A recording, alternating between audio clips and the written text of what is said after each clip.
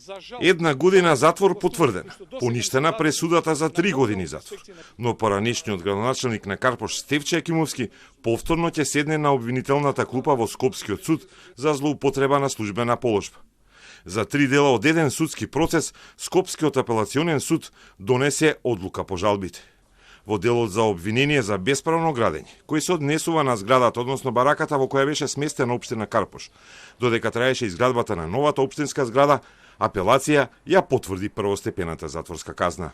Пресудата против обвинетиот С.Ј., поранешен градоначалник на општина Карпош, за кривичното дело бесправно градење, за кое дело му е утврдена казна затвор во траење од 1 година, се потврдува, а во изречената казна затвор му се засметува и времето минато во куќен притвор од 19 март 2019 година до 15 август 2019 година.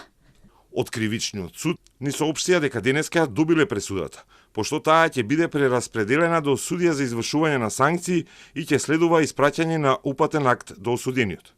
Процедурата за упатување на издржување на затворска казна ќе трае во зависност од капацитетот на затворот во Шутка, бидејќи Јакимовски има преостанато уште 7 месеци казна.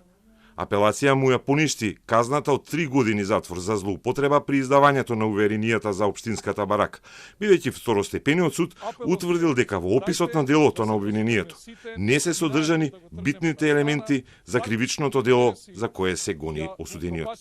Од друга страна, дело од обвинението, кое според кривичниот суд застарело, повторно ќе се врати на судење, бидејќи апелација поништи првичната одлука и Јакимовски ќе биде обвинет за друга постапка, но за исто дело, злоупотреба на службената положба. Јакимовски најави пресконференција вели дека неочекувана е одлуката на Скопскиот апелационен суд, која денеска е објавена.